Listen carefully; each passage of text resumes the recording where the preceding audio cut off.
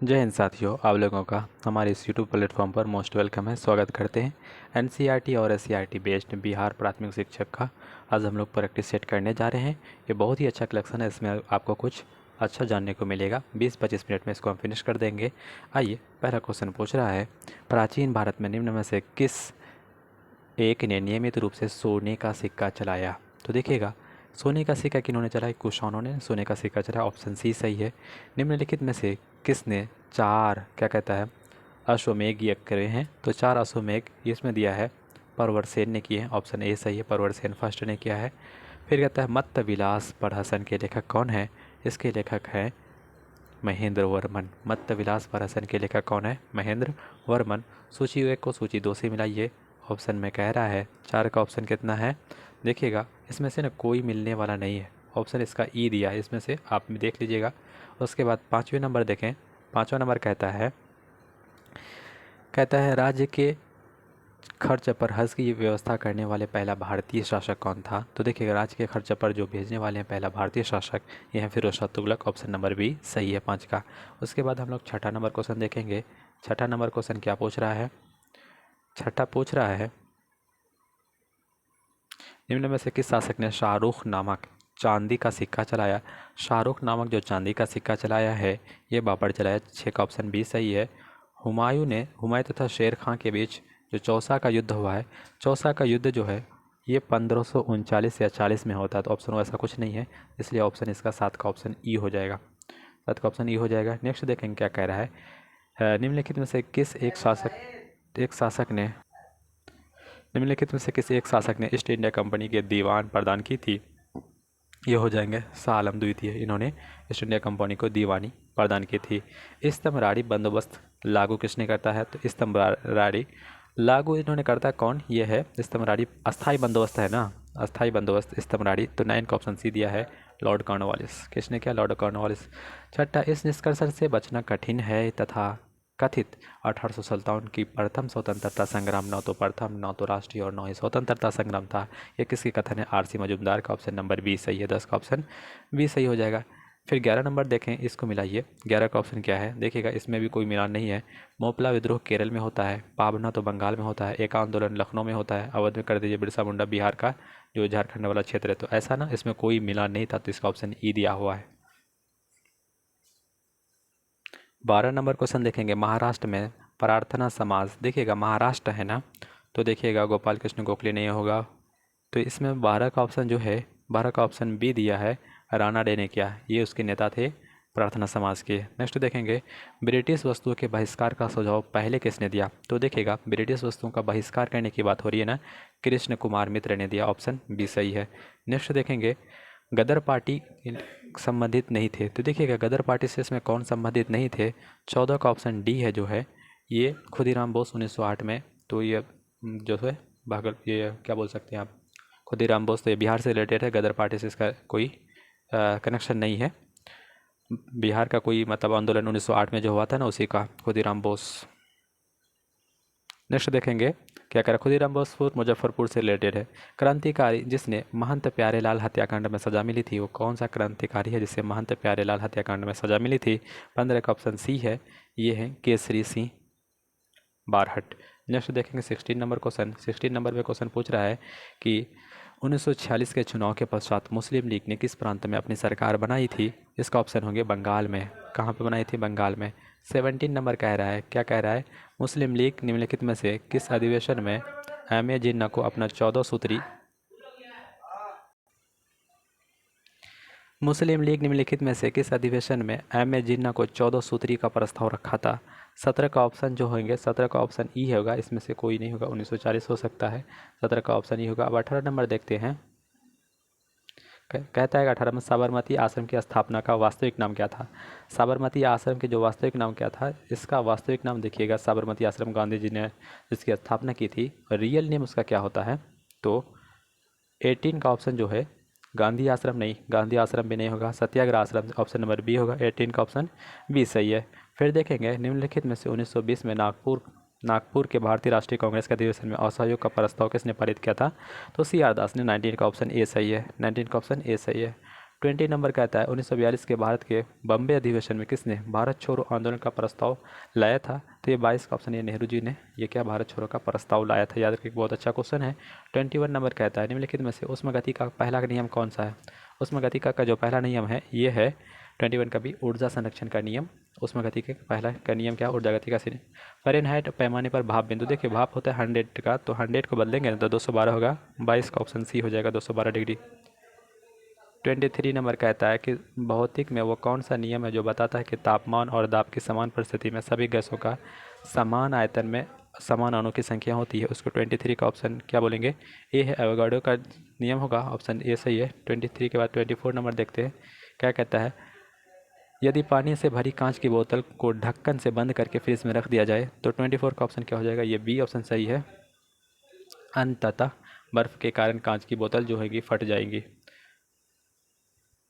देखिएगा इसमें क्या कहता है, ओम का नियम क्या कहता है, आर बराबर क्या होता है V/I होना चाहिए। तो यानी विद्युत धारा बराबर क्या होना चाहिए V/R होना चाहिए। वोल्ट बाय प्रतिरोध होना चाहिए। तो 25 का ऑप्शन ए हो जाएगा। 25 का ऑप्शन ए हो जाएगा सही। नेक्स्ट देखेंगे कैपिलर फीड फाउंटेन पेन का आविष्कार किसने किया था। तो क्या आपको फाउंटेन पेन है ना, इसका आविष्कार 26 का सी हो जाएगा, वाटरमैन ने किया था। 27 नंबर कहता है कि एक माध्यम से दूसरे माध्यम में जाने पर मूल पथ से प्रकाश का जो विचलन की घटना क्या कहलाती है। ये विचलन की घटना ना ये अपवर्तन कहलाता है। 27 अच्छा 27 का ऑप्शन डी दिया है, अपवर्तन कहलाएगा। नेक्स्ट देखेंगे पायरोलोसाइट किसका एस्क है। तो पायरोलोसाइट जो है एस्क है ये मैग्नीज का एस्क है, ऑप्शन ए दिया है 28 का। कहता है घरों में जो एलपीजी इस्तेमाल किए जाते हैं इसमें एलपीजी का संयोजन क्या है। एलपीजी में होता है ना ब्यूटेन और प्रोपेन होता है। तो ब्यूटेन और प्रोपेन ऑप्शन में हमको नहीं दिखा, यहाँ पे ब्यूटेन मीथेन है, मीथेन प्रोपेन है, तो ब्यूटेन और प्रोपेन ऑप्शन ई हो जाएगा। तो उसके बाद 30 नंबर देखते हैं कहता है क्या 30 क्वेश्चन कहता है निम्नलिखित में से कौन सा ओजोन परत को नष्ट करता है। ओजोन परत को जो नष्ट करेगा 30 का ऑप्शन सी है क्लोरीन करेगा, CFC करेगा। उसके बाद 31 है क्या कह रहा है सोमेटोट्रोपिन का क्या कह रहा है, सोमेटोट्रोपिन का एक अन्य नाम क्या है, इसको वृद्धि हार्मोन बोलते हैं। क्या बोलते हैं वृद्धि हार्मोन। 32 नंबर देखते हैं लाइपेज एंजाइम शरीर में किस अंग से। तो देखिएगा लाइपेज अमाइलेज और ट्रिप्सिन ये तीनों एंजाइम जो अग्नाशय के द्वारा सेक्रेट किया जाता है निकाला जाता है। 32 का ऑप्शन क्या हो जाएंगे टी हो जाएंगे। जीवों को 5 वर्गों में वर्गीकृत करने की अवधारणा जैसे 5 कैटेगरी में बांटा है विटेकर ने बांटा है। 33 का ऑप्शन जो है 33 का ऑप्शन डी हो जाएंगे। नेक्स्ट देखते हैं 34 नंबर क्वेश्चन पूछ रहा है कि पेडोलॉजी किसका विज्ञान है। तो 34 जो होगा पेडोलॉजी ये मिट्टी का विज्ञान है, सॉइल का विज्ञान है। नेक्स्ट देखेंगे हम लोग 35 नंबर क्वेश्चन। 35 नंबर क्वेश्चन क्या है 35 नंबर क्वेश्चन पूछ रहा है मस्तिष्क का कौन सा भाग व्यक्ति के लिए फर्श से पेंसिल को उठाने जैसी गतिविधियां करने के संभव बनाने में महत्वपूर्ण भूमिका निभाता है। ये 35 का जो ऑप्शन हो जाएंगे ये बी हो जाएगा, इसको बोलते हैं सेरिब्रम। दंत इनेमल किसका बना होता है तो फॉल्स क्या होता है 36 का डी कैल्शियम और फॉस्फेट का बना होता है। 37 देखते हैं कि निम्न में से अस्थि मज्जा द्वारा निर्मित प्रकार की कोशिकाएं नहीं है। तो 37 का ऑप्शन क्या हो जाएगा 37 का ऑप्शन ए ऑस्टियोब्लास्ट, ये अस्थि मज्जा के द्वारा निर्मित नहीं होता है। आँख के सामने पारदर्शी भाग को क्या कहते हैं, जैसे आँख के सामने जो पारदर्शी भाग है उसको क्या बोलते हैं। 38 का ऑप्शन ए दिया कॉर्निया बोलते हैं। रक्त का थक्का जमने की प्रक्रिया को क्या बोलते हैं, तो 39 का ऑप्शन बोलते हैं थ्रोम्बोसाइटोपिनिया या पेनिया। हवा से परागण को क्या बोलते हैं, हवा से जो परागण होता है उसको बोलते हैं एनिमोफिली। 40 का ऑप्शन क्या हो जाएगा बी हो जाएगा। नेक्स्ट देखेंगे 41 नंबर निम्नलिखित अर्थशास्त्र ने हिंदू विकास दर कौन सा अर्थशास्त्र है जैसे हिंदू विकास दर प्रणाली को गढ़ा है। 41 का ऑप्शन जो हो जाएंगे सी है, ये राजा राजकृष्णन है। 42 नंबर कहता है कि भारत में कृषि फसलों के न्यूनतम समर्थन मूल्य MSP में सरकार की किस संस्था ने सिफारिशों पर भारत सरकार के द्वारा तय किया जाता है, कृषि लागत और मूल्य आयोग है। 42 का ऑप्शन क्या हो जाएंगे बी हो जाएंगे। 43 नंबर कहता है UNDP जो है UNDP का मानव विकास विवरण किन संकेतों, देखिए आपको बता देते हैं UNDP है ना 43 नंबर, ये स्वास्थ्य शिक्षा और जीवन स्तर। 42 का ऑप्शन सी हो जाएगा। 43 का ऑप्शन सी हो जाएगा तीनों, health education and life expectancy जो लेवल होना चाहिए।